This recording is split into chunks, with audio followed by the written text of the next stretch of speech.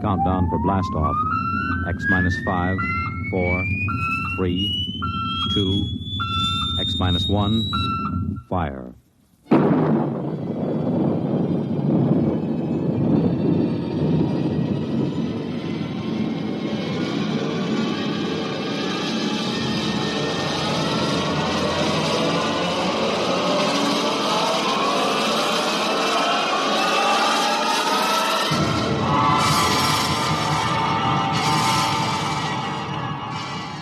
From the far horizons of the unknown come transcribed tales of new dimensions in time and space. These are stories of the future, adventures in which you'll live in a million could-be years on 1,000 maybe worlds. The National Broadcasting Company, in cooperation with Galaxy Science Fiction Magazine, presents X minus 1.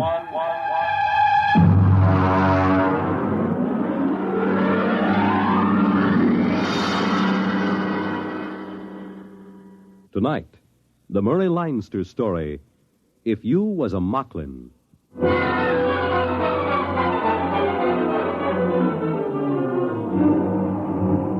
Up to the last minute, I can't imagine that Moklin is going to be the first planet that humans get off of. Moving fast, breathing hard, and sweating copious.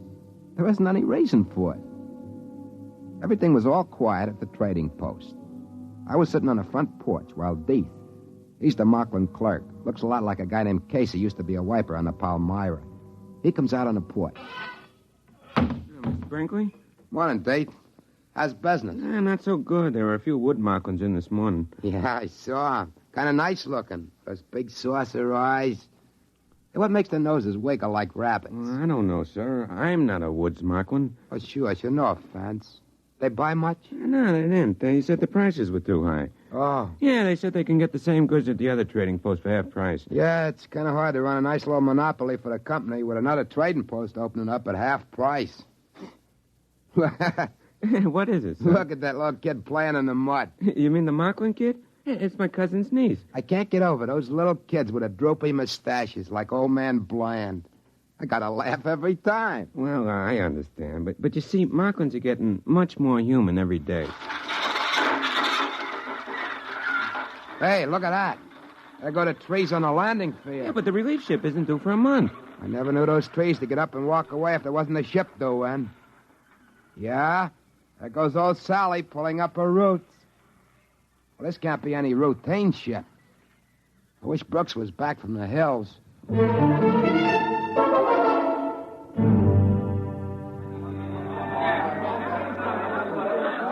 Hey, Captain Haney! Over here! All right, come on, let go of my hand. Yeah, nice to see you all again. Friends, yeah, sure. Friends. I wish those Moklins were a little less friendly each time. It's like being a movie star. Captain Haney? Hey, what's that? We didn't send in a requisition for anything like that. Red hair and everything else. Captain? Relax, Brinkley. That is Inspector Caldwell. She's a troubleshooter for Sam Company. They must have finally read those reports Brooks keeps sending that. Look out for her. Good morning, Miss Caldwell. Inspector Caldwell, please. This is Joe Brinkley. He's the assistant manager of the company post. Where's Brooks? He's up in the mountains, ma'am. We should have been here. I'm on Moklin to check into this matter of a competitive trading post. Who's back of it? The company is supposed to have exclusive trading rights. Brooks is trying to find out. The Moklins around the place always say the humans are off somewhere hunting or something. We've never seen them. They take the lady's luggage. Yes, sir. It's a pleasure. Oh, he looks a little familiar, your clerk. He's a Moklin. But he looks a lot like a man used to be a wiper on the Palmyra, Casey. I think he's on the Aldebaran run now. Please conduct me to the trading post. That afternoon, Brooks come down out of the hills with a bunch of woods Moklins that were guiding him. I took Inspector Caldwell over to meet him, and he gets one look at her red hair and other equipment, and he stops short. Hey, what's this? She Moklin? I beg your pardon? This is Inspector Caldwell. She come in on the Palmyra today. This is Brooks, the head trader. Well, am I glad to see you. I guess they finally read my reports in sector headquarters. You've come to check my request that the planet be abandoned? Not at all. Moklin has great potentialities. Friendly natives. Trade should continue and increase. But I explained. All I'm interested in is why you allowed a competitive post to be established in our exclusive territory. My reports cover that. Haven't you read them? Of course not. I was given a briefing on the situation here and told to correct it. Well, now, let's get to it. Do they cut prices? 50%. Yeah, but lots of Moklins still trade with us, just out of friendship. They're real friendly, these Moklins. Now, I'd like to know just... Excuse me, Mr. Brinkley. What is it, Deke? A girl just brought you a compliment. Oh? Well, now send her in and get a present for her. Yes, sir. 50%. Well, if they want a trade war, we'll give it to them. We can cut prices if we have to. We have all the resources of the company behind My us. dear Miss Caldwell, if you'd read any of my... Inspector Caldwell. Here she is, Mr. Brinkley. Compliments, sir. Compliments. Wow. Let's see him. He's asleep. Well, look at that. Ears like mine. The same bashed-in nose and everything. What do you know? Gitchy. Hey, what's your name? Morano. I can't remember ever seeing you before. Well, that's the way it goes. Hey, take her in the post and give her a present. This way. Thanks for the compliment. I'm greatly honored. Yeah, it's real cute, ain't it? Real human. Human? Brinkley, you are going to be transferred out of here the instant the Palmyra gets back. Why? You mean that girl? I'm giving her a present. What's the matter? That's all you think about it? The callousness. You're revolting. Miss Caldwell, I'm afraid maybe you don't exactly understand about parallel evolution here on Moklin. I gather it's been parallel enough. That will be all on that subject, if you please. In the morning, I shall want to go and inspect that other trading post.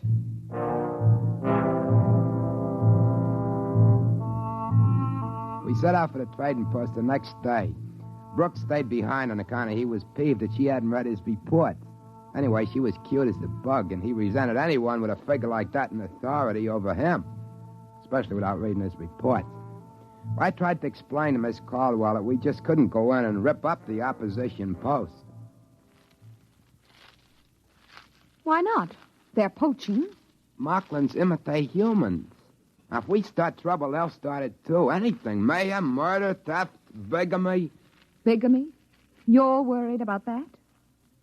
Listen, Miss Caldwell, you've got to understand about Moklin evolution. I'm not interested. Here, wait a minute. Now, this is a nest bush, see? There's about a dozen nests on it. Now, only about 2 of them are right. Look. Oh, there's a bird. Yeah, that's what I'm trying to tell you. Now, see, the bush grows nests for the cacklebird, and the bird, well, fertilizes around the bush. It's even Steven.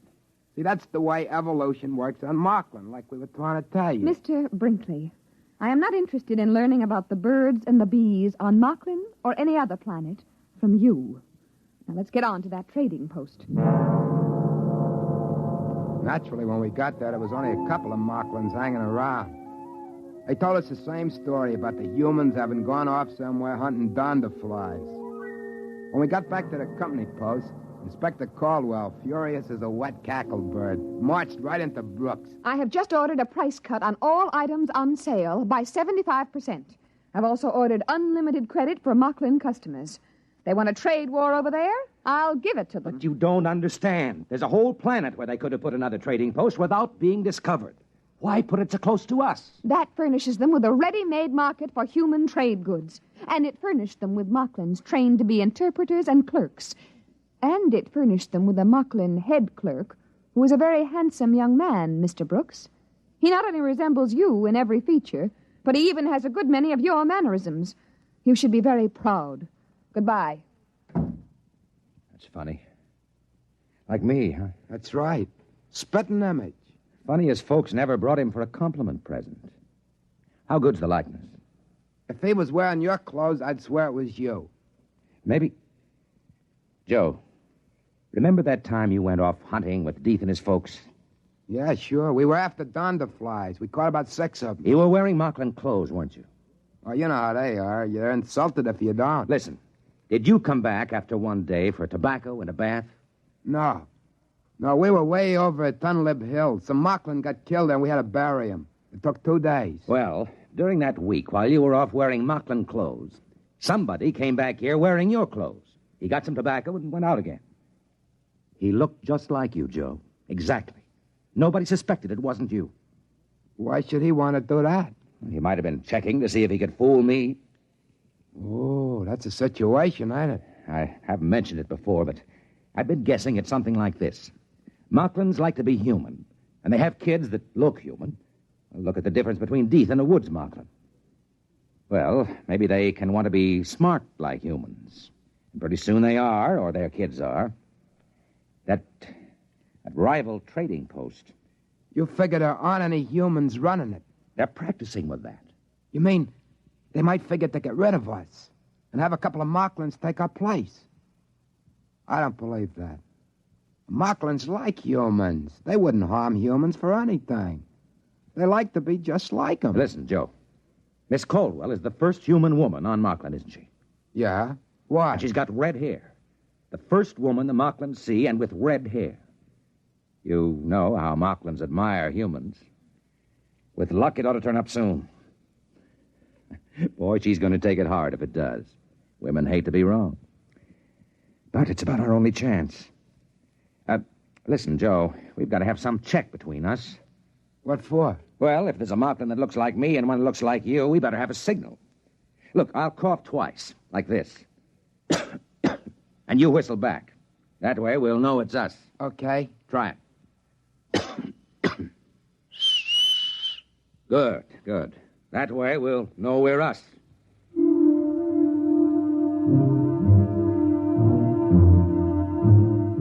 Brooks starts off the next morning to visit the other trading post and see the Moklin that looks so much like him. Before he goes, we do our little routine. It's about 2 weeks till the Palmyra is due back. And that's pretty close figuring, waiting for what we're waiting for. I was thinking how good life was on Moklin up to now, and that made me kind of a little sad. But it's the end, there's no doubt about it. Moklin sure admire humans. They produce kids that look like them. You can't help liking Moklins. But I can see what Brooks means. Moklin's loose among humans, outsmarting them as their kids grow up, just about taking over in the galaxy. When they come back from the other trading post, we went through the secret business again. In the meantime, Inspector Caldwell was busy with her trade war. She cut prices once, twice, finally 6 times, until 3 days before the Palmyra is due back, our goods are marked at exactly 1% of what they cost a month before. Brooks was getting more and more nervous. Seemed like he was falling kind of in love with a snappy little inspector. He was getting jumpy, waiting for her to get her big surprise. She was making out merchandise requisitions one morning when Deeth come in, smiling friendly at her. Inspector Caldwell? Oh, what is it, Deeth? There's a compliment for you. What? 3 of them. What is he talking about? Joe, this is it. Deeth, show him in. Now, look, I haven't got time for public relations. These inventories... Here we are. Inspector Caldwell, 3 compliments. Compliment, compliment, compliment. Now, let's see him. Very pretty, very human, no? Oh, no. No, that's impossible. No. Very pretty. Red hair, all 3 of them. Red hair. Very pretty red hair. Same as human lady. Very pretty. All right, Deeth. Take her out and give her some presents. This way. Come on. But that's impossible. Those babies, 3 of them, they couldn't. They do. They look exactly like you. That's what we were trying to tell you. I've only been here a month. Moklin babies get born real fast. They sure admire humans. It's kind of friendly when you think about it. You mean they can make their babies look like anybody they want? It was all in my reports. They've got a queer sort of evolution here on Moklin. Babies here inherit desired characteristics, not acquired characteristics, desired ones. And what could be more desirable than you? Red hair and all. Oh, but I thought, you and Brinkley... Oh. You couldn't help it, dear, really. But I hated you. I thought that... Now, look, darling. Joe. Yeah? Do me a favor, will you? Sure, what? Get out of here. Oh, okay. And stay away for a while. Sure, only one thing. What? This. Okay. Then I'll leave you two together.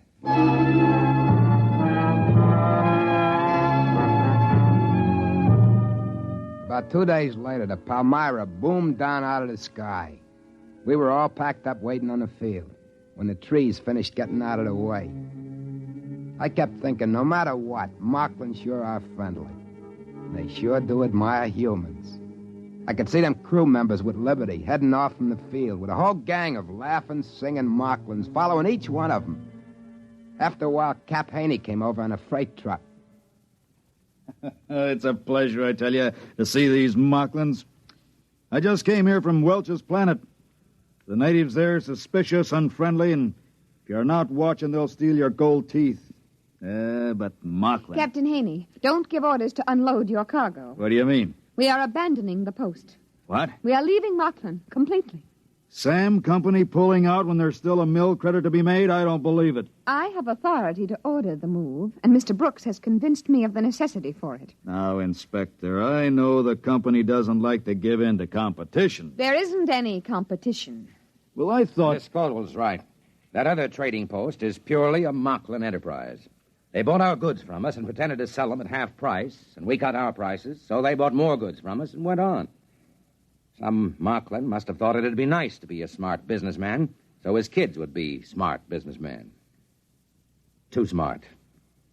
We'll close up this post before the Moklins think of something else. What? What do they think of? If they got loose from this planet, if they can pass as humans, their kids could take over human civilization. How would you like that? Oh, I see, yeah. You'd better make ready to blast off, Captain. Yeah, but I got the B section off on shore Liberty. Men are scattered all over the place. With Moklins? Sure, with Moklins. You know how it is. Regular party. Fancy Moklin clothes, food, liquor. Captain, you'd better sound the emergency recall. Yeah, I see what you mean right away.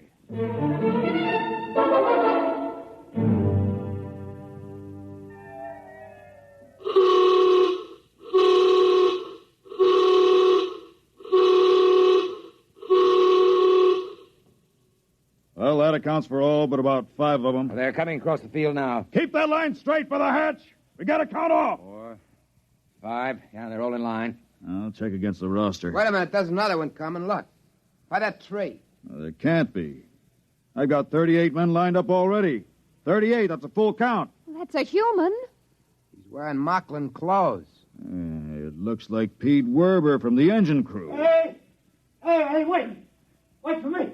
Wait. Yeah, but it can't be. Werber's already checked in. There he is, in line. Wait for me. Hey, whoa. Where'd you come from? I couldn't find my clothes. You see, I was in these Moklin clothes when the signal went off. I was trying to find my clothes. Werber, look over there in the line. Where? Hey, that's my clothes. That guy. He looks just like me. Now, what's the idea? Hey, you. Come over here. Yes, sir. What's the idea? All right, you caught me. I'm a Moklin. He stole my clothes. Why did you do it? Oh, we Moklins like humans so much, I thought it would be nice to make a trip to Earth and see more humans. How come he looks like me? My parents planned it 5 years ago when you came here first. They made me look like this wonderful human and hid me till now. You give me back my clothes. Well, of course. I wouldn't want to make any difficulties for humans.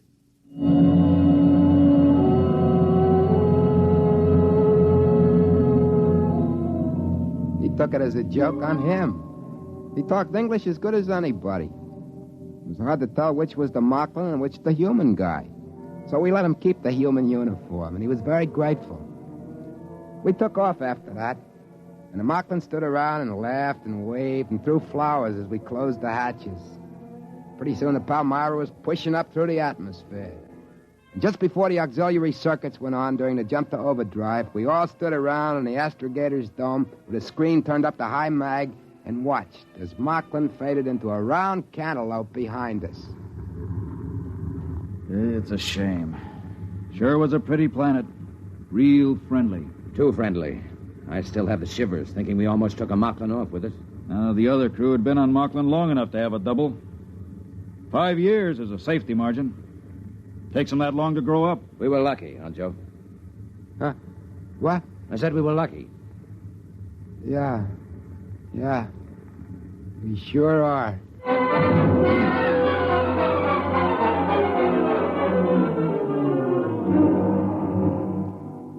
I guess I was the only one who felt a little different from the others about leaving Moklin. I mean, Moklin's are swell folks, and it seemed a shame. There'll be an order out that no human ship is allowed to land on Moklin. But I was thinking, I'll save my money, and those compliments, those 3 little kids that look just like Inspector Caldwell, in about 5 years they'll be grown. And I'll buy me a little private ship and shove off for Moklin again. And I'll pick me one of those 3 red-headed gals and marry her Moklin style and bring her out to a human colony planet. We'll have kids with brains, top-level brains. That's easy. If she wants it, that's the way the kids will be born. I'll have to bring other Moklins out, too, and start them passing for humans. My kids are going to need other Moklins to marry, aren't they? It's not that I don't like humans. I do. If the fellow I look like, Joe Brinkley, hadn't gotten killed accidental on that hunting trip, I never would have thought of taking his place and being Joe Brinkley. That's what I was thinking when Brooks suddenly got an idea. Wait a minute. Joe, you and I were on Moklin more than 5 years. Yeah? So? One thing. And everything's all right.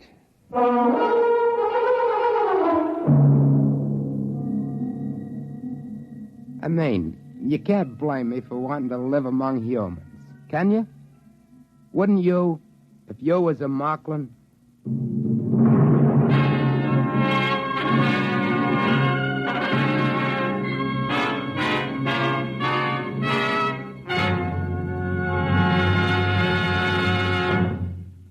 You have just heard X-1, presented by the National Broadcasting Company in cooperation with Galaxy Science Fiction Magazine, which this month features another fascinating For Your Information column written by Willie Lay. Galaxy Magazine, on your newsstand today. Tonight, by transcription, X-1 has brought you If You Was a Moklin, a story from the pages of Galaxy written by Murray Leinster and adapted for radio by Ernest Kenoy. Featured in the cast were Joseph Julian, Patricia Wheel, Carl Weber, Ralph Camargo, Helen Gerald, Stan Early, John Marley, and Dick Janiver. Your announcer, Fred Collins.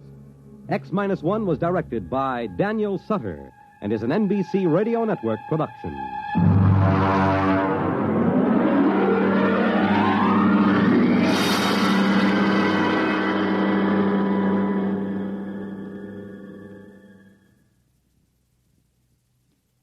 Next week, listen to Project Trojan, an original story by Ernest Kenoy on X-1. Follow the news with Chet Huntley tonight on NBC Radio.